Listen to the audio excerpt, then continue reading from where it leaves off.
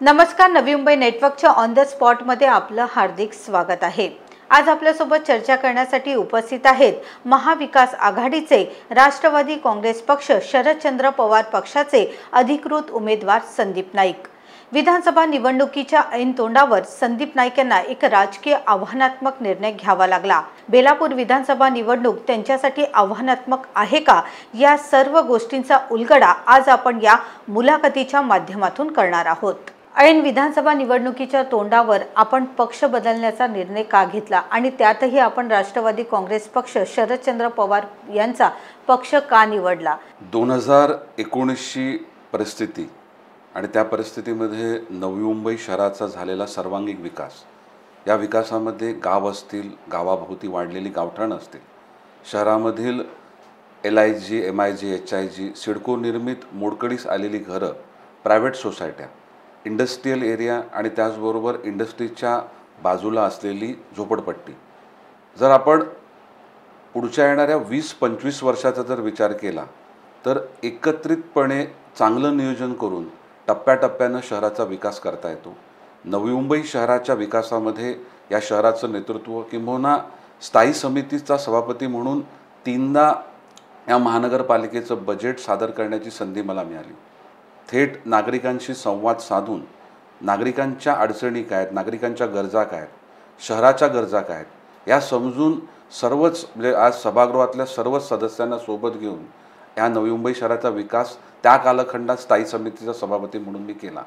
2019च्या कालखंडामध्ये काही तसे विषय होते की ज्या विषयांकरता निर्णय घेणं हे महानगरपालिकेच्या स्तरावर शक्य नव्हतं।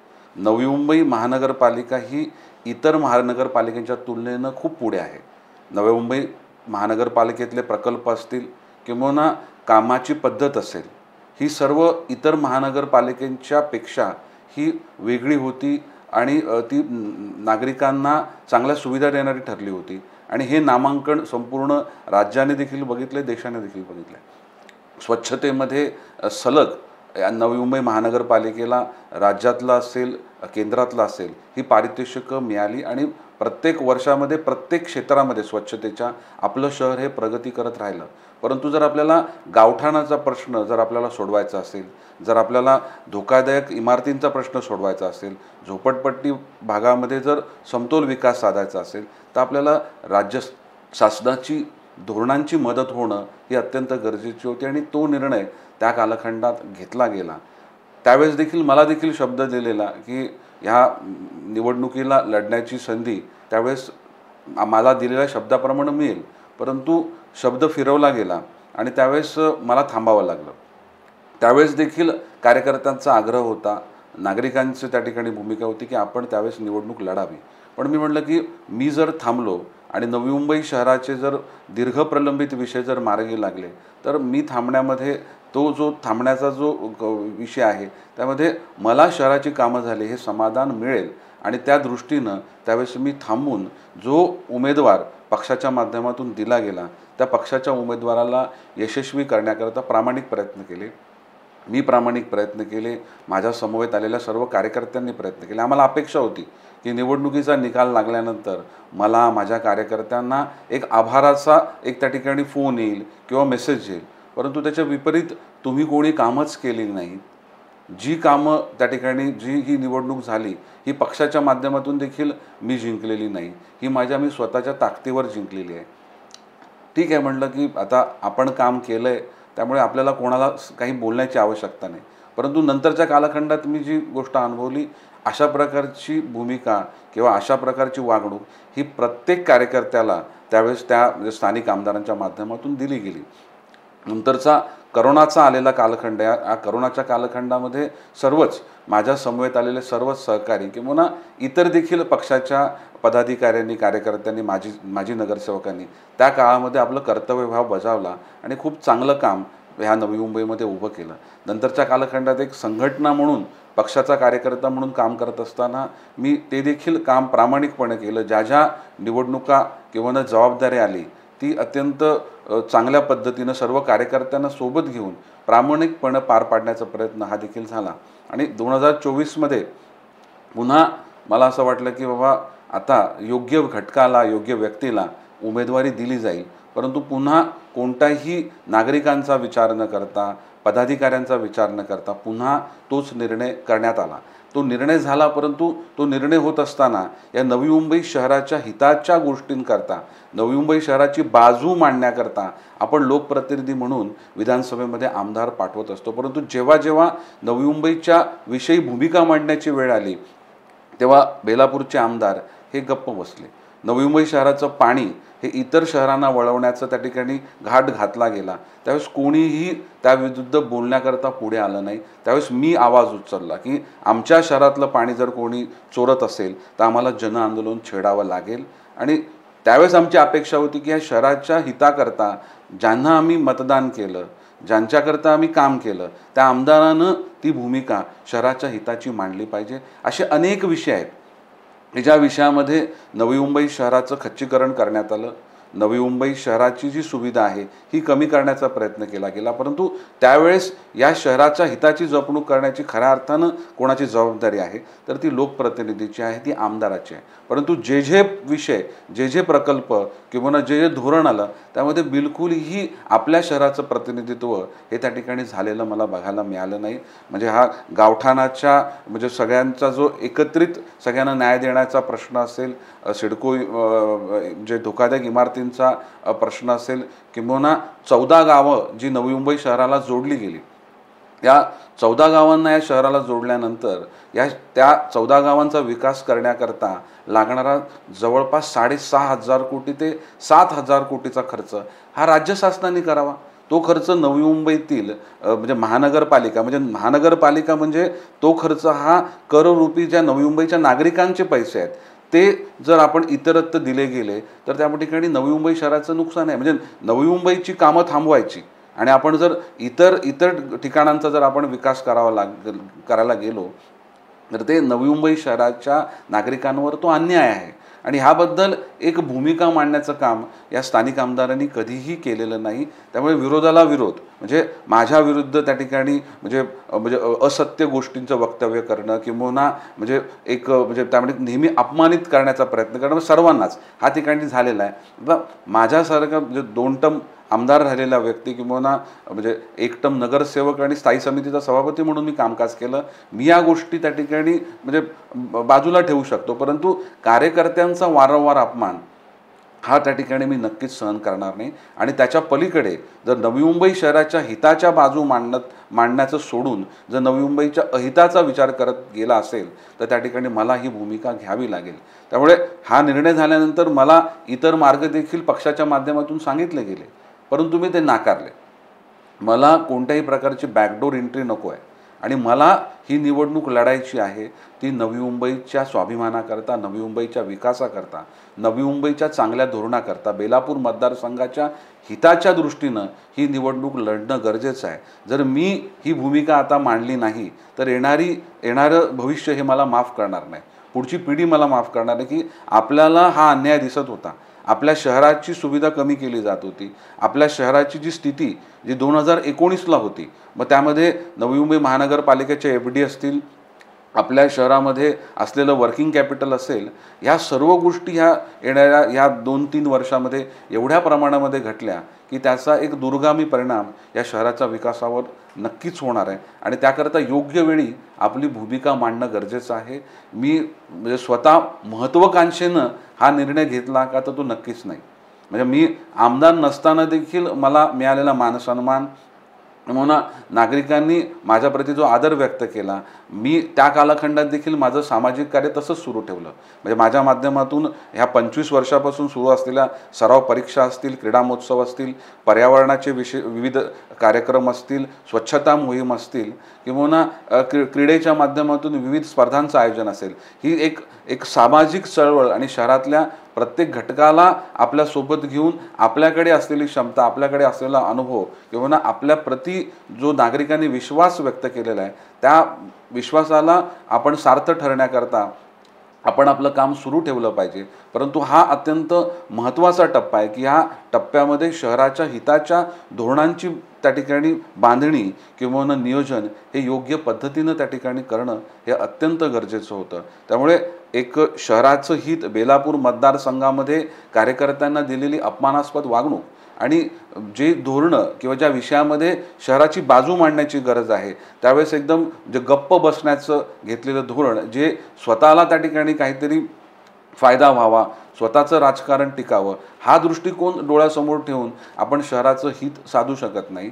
मला मिळालेले संस्कार हे शहराच्या हिताकरता आपण लढलं पाहिजे, शहराच्या हिताकरता विचार केला पाहिजे, केंद्रस्थानी शहरच असलं पाहिजे, अशा पद्धतीनं आपण सामाजिक आणि राजकीय आपलं कार्य करावं, अशा प्रकारचे संस्कार माझ्यावर घडलेले आहेत आणि माझ्यासोबत काम करणाऱ्या कार्यकर्त्यांवर देखील घडलेलं आहे. त्यामुळे जिकडे नवी मुंबई शहराचं अहित होईल त्या ठिकाणी ती गोष्ट मला मान्य नसते आणि त्या विरुद्ध आपण आपली भूमिका मांडली पाहिजे. शहराला सुरक्षित ठेवण्याकरता आपण प्रयत्न केला पाहिजे. बघा की आपण केलेल्या 100% गोष्टी सगळ्या बरोबरच आहेत असं मी त्या ठिकाणी म्हणणार नाही. आपण जेव्हा एक 10 डिसिजन घेतो तेव्हा 8 डिसिजन हे योग्य ठरतात, एखाद दुसरा डिसिजन हा योग्य ठरत नाही, परंतु त्यातून देखील आपण शिकत असतो, पुन्हा जनमानसामध्ये जातो आणि आपण काम करतो. त्यामुळे एकंदर मी हा 2024 हा जो निर्णय घेतलेला आहे तो प्रामाणिकपणे या नवी मुंबई शहराच्या हिताकरता आणि बेलापूर मतदारसंघाच्या विकासाकरताच घेतलेला आहे, हे या ठिकाणी मी सांगू इच्छितो. पण सर, तुमच्या निर्णयाला तुमचे विरोधक कुठेतरी तुमचा राजकीय स्वार्थ आहे या दृष्टीने लोकांपुढे नेत आहेत, त्याला तुम्ही कसं उत्तर? बाकी विरोधकांचं काम आहे की बोलणं, आणि मी कधीही विरोधक काय बोलतो ह्याचा विचार कधीही केलेला नाही.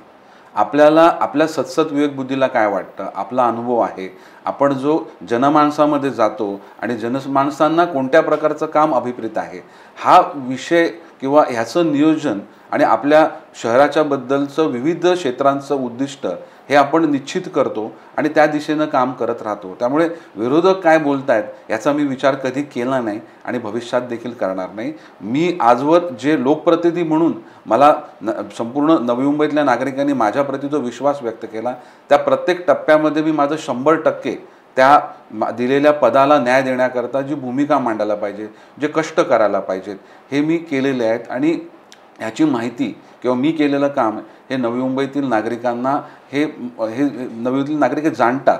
त्यामुळे विरोधकांचा जास्त विचार न करता आपल्याला काय करायचं आहे या दृष्टीने विचार करत मी माझं काम करत असतो. पण सर, असंही म्हटलं जातं की तुमचे वडील गणेश नाईक हे भाजपामध्ये आहेत आणि आता तुम्ही तुतारी हाती घेतलेली आहेत, कुठेतरी लोकांमध्ये संभ्रमाची स्थिती आहे, असं काही आहे का? बघा की मी माझा निर्णय करण्याकरता मला स्वतंत्र दिलेला आहे.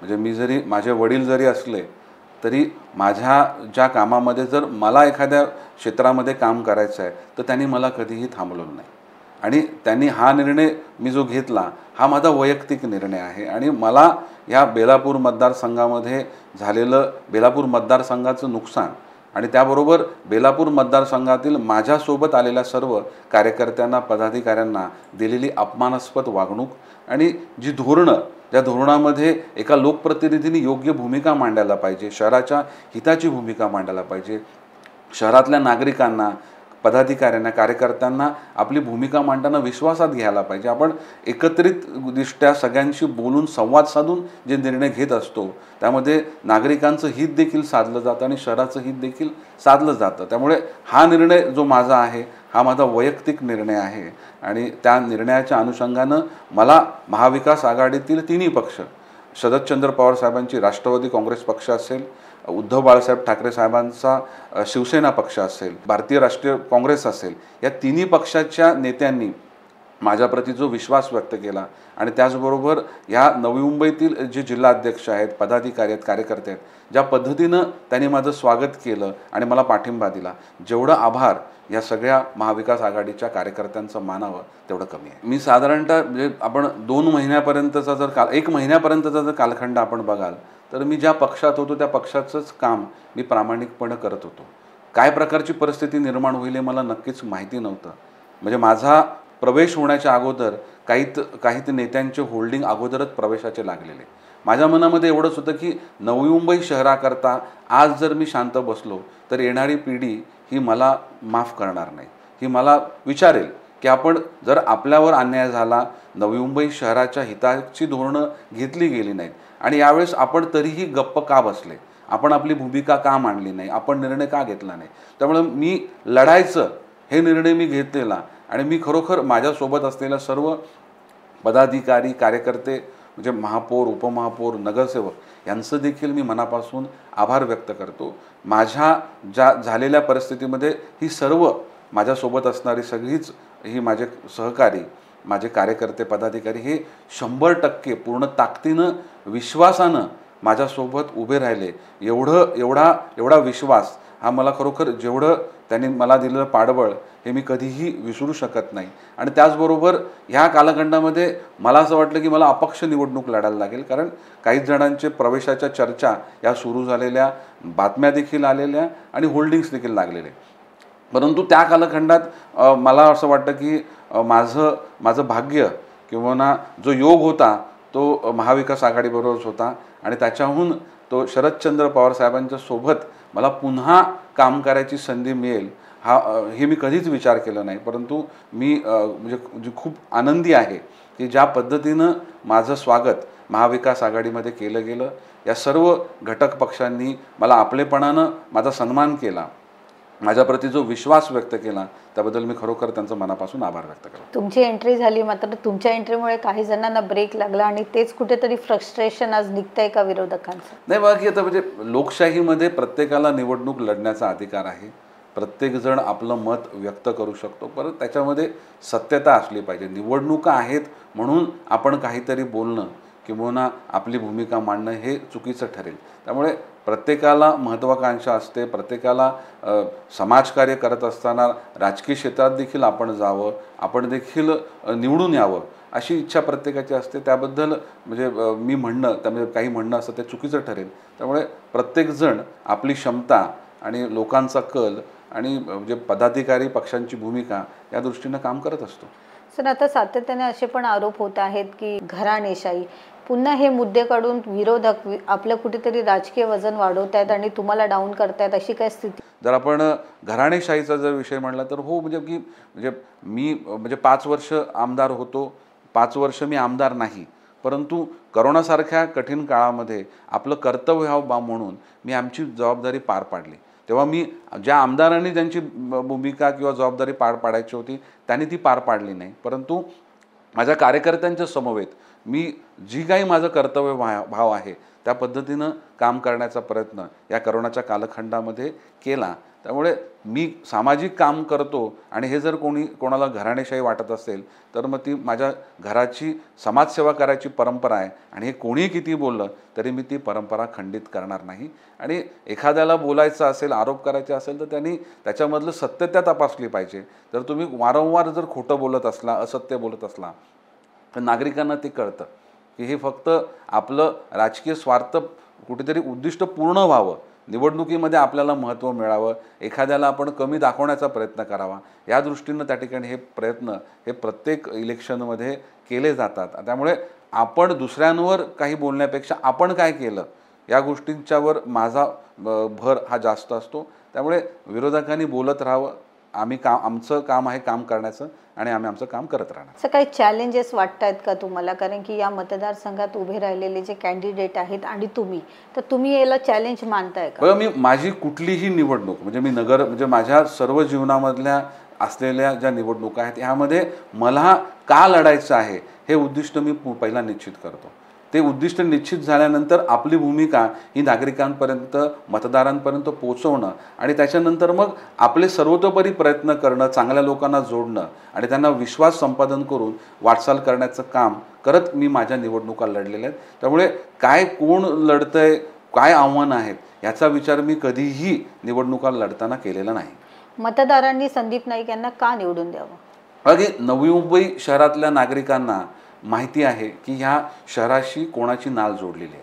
या शहराचं काम करत असताना जी धोरणं आणली, या शहरामध्ये प्रकल्प आणले, त्यामध्ये कोणत्या व्यक्तीनं या शहराच्या धोरणांच्या दृष्टीनं काम केलं आहे आणि ते विश्वासक ठरलं आहे. लोकांना नवीन कोणत्याही प्रकारचा अनुभव घ्यायचा नाही. जो अनुभव या 10 वर्षामध्ये नागरिकांना आलेला आहे त्या नागरिकांच्या आलेल्या अनुभवाचं उत्तर ह्या बेलापूर मतदारसंघातील नागरिक या येणाऱ्या 20 तारखेला ते नक्कीच देणार आहेत.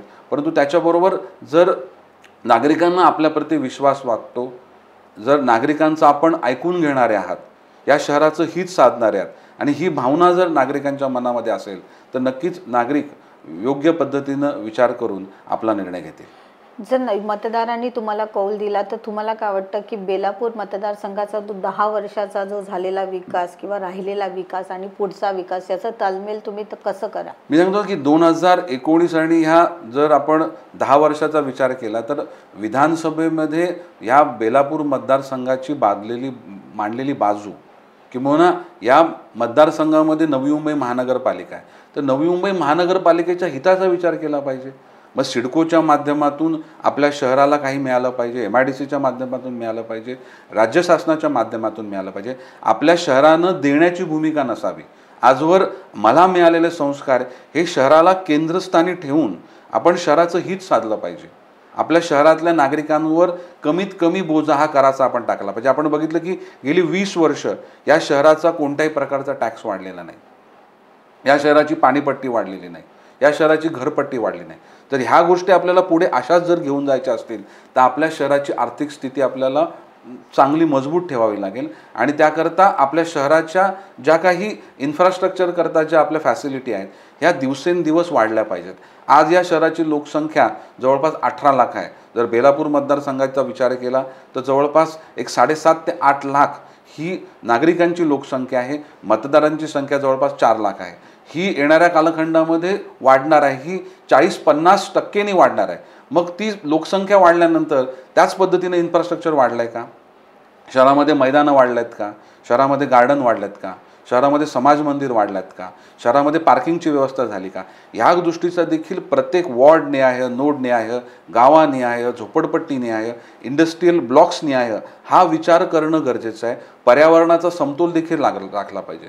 आज फ्लेमिंगो सिटी म्हणून या शहराची ओळख आहे. खूप मोठ्या प्रमाणामध्ये परदेशी पक्षी आणि आपल्या अनेक या पक्ष्यांच्या प्रजाती ह्या नवी मुंबई या खाडीकिनारे आपल्याला बघायला मिळतात. परंतु त्यांचं देखील त्याच्यामध्ये वृद्धी व्हावी, पर्यावरणाचा समतोल राखला जावा याकरता देखील आपली भूमिका मांडणं अत्यंत गरजेचं आहे. आणि त्या दृष्टीनंच त्या ठिकाणी ह्या सर्व शहराच्या विविध पैलूंचा विचार करत मग विद्यार्थी त्या ठिकाणी तरुण ज्यांना नोकरीची आवश्यकता आहे, ज्यांना प्रशिक्षित करण्याची आवश्यकता आहे, ज्या महिला की ज्यांना संरक्षण देण्याची गरज आहे, ज्यांचं सबलीकरण करण्याची गरज आहे, विद्यार्थिनी ज्यांच्या शिक्षणाची काळजी आपण घेतली पाहिजे, ज्येष्ठांकरता योग्य योजना आणल्या पाहिजेत. आणि त्याचबरोबर ह्या शहरामधील दळणवळणाच्या सुविधा, ज्या ठिकाणी आपलं पब्लिक ट्रान्सपोर्ट, रेल्वेची सुविधा आणि त्याला संलग्न असलेल्या गोष्टी, हे निर्माण झालेले एअरपोर्ट, त्याला असलेली कनेक्टिव्हिटी, तो शहर आपल्या शहराच्या मधून ती पूर्ण जी जी जी लोकांची ट्रॅफिक ही पासआउट होणार आहे, मुंबईकरता आपण प्रवेशद्वार आहोत. तर ह्या सर्व गोष्टींचा एक समतोल विचार करून एक समतोल डेव्हलपमेंट ही या शहराची राखणं गरजेचं आहे आणि ह्याकरता मी प्रयत्नशील राहणार आहे. पण एवढी मोठी राजकीय ताकद एवढ्या कमी वेळात उभी राहणं ते देखील संदीप नाईकांसाठी आश्चर्यकारक होतं. नाही बघा, की आपण जे पेरतो ते उगवत असतं. आपण कोणाकरता करतोय? आपण स्वतः करता जर करत असू किंवा आपल्या स्वार्थ हेतू करता करत असू तर आपल्याला ते पाठबळ मिळत नसतं. परंतु जनमानसामध्ये, कार्यकर्त्यांमध्ये, पदाधिकाऱ्यांमध्ये जेव्हा ही भावना असते की आपला नेता जो निर्णय घेतोय हा शहराच्या हिताकरता घेतोय, आपण सगळे काम करतोय हे शहराच्या हिताकरता करतोय, समाजसेवेकरता करतोय, आणि ही धारणा जेव्हा सगळ्यांची एकत्रित होते तेव्हा सगळ्यांचं एकमत होत असतं. जे पाठबळ माझ्या समवेत आलेल्या कार्यकर्त्यांच्या माध्यमातून मला दिलं गेलं, महाविकास आघाडीचे सर्वच कार्यकर्ते म्हणजे कोणत्याही म्हणजे फक्त आपल्याला बेलापूर मतदारसंघामध्ये महाविकास आघाडीचा उमेदवार जिंकला पाहिजे अशा प्रकारची भूमिका कार्यकर्त्यांच्या मध्ये निर्माण झालेली आहे. महाराष्ट्रामध्ये देखील महाविकास आघाडीचा मुख्यमंत्री बसावा, त्याचबरोबर त्यामधून नवी मुंबई शहराचं, बेलापूर मतदारसंघाचं योगदान असावं अशी भूमिका ही प्रत्येक कार्यकर्त्याच्या मनामध्ये ठासून भरलेली या ठिकाणी आम्हाला बघायला मिळते. त्यामुळे आपल्या नवी मुंबईच्या हिताकरता आपल्या नवी मुंबईचा एक प्रतिनिधित्व विधानसभेमध्ये जावा, आपली भूमिका मांडावी, यांचं सगळ्यांचंच एकमत झालं आहे की आता आपल्याला जो काही निर्णय करायचा आहे हा नवी मुंबईच्या हिताकरता करायचा आहे. तुम्हाला जरी पूर्णपणे विश्वास आहे, मात्र तुमच्यासाठी देखील एक राजकीय अस्तित्वाची ही लढाई मांडली जाते आहे. तुम्हाला असं वाटतं का की हे जिंकणं तुमच्यासाठी पुढील तुमच्या राजकीय जीवनाला कलांटणी देणारं असेल? बघा, की माझ्या राजकीय जीवनामध्ये माझं सामाजिक कार्य देखील राहिलेलं आहे. जी जबाबदारी मला मिळाली त्या जबाबदारीमध्ये 100% प्रयत्न करणं, कष्ट घेणं आणि त्यामधून समाजसेवा साधणं हे माझं नेहमी उद्दिष्ट राहिलेलं आहे. त्यामुळे म्हणजे आपलं करिअर काय होईल, आपल्या भूमिकेमध्ये काय होईल हा विचार मी नक्कीच केला नाही, परंतु माझ्या नवी मुंबई शहराचं काय होईल, माझ्या नवी मुंबई शहराचं हिताकरता मला माझी भूमिका मांडावी लागेल आणि माझ्या नवी मुंबई शहराच्या बेलापूर मतदारसंघाच्या हिताकरता मला लढावं लागेल. हीच भूमिका माझ्या मनामध्ये ठेवून मी ही निवडणूक लढतोय. मतदारांना काय आव्हान असेल सर तुमचं? मी मतदारांना एवढंच सांगेन की मतदारांनी या नवी मुंबई शहराची संपूर्ण प्रत्येक कालखंडामधली वाटचाल बघितलेली आहे. या शहराला सुरक्षित ठेवण्याचं काम कोणी केलं, या शहराला केंद्रस्थानी ठेवून लोकांच्या भावनेचा आदर करत या शहरामधील सर्वच धर्माच्या, सर्वच पंथाच्या, सर्वच भाषेच्या, विविध प्रांताच्या लोकांना सोबत विकासासोबत जाण्याचं काम हे कोणी केलं हे नवी मुंबई जनतेला माहिती आहे. त्यामुळे आपण या नवी मुंबई शहराच्या हिताकरता योग्य निर्णय घ्या एवढंच आव्हान मी नवी मुंबईमधील बेलापूर मतदारसंघातील नागरिकांना आणि मतदारांना करेन.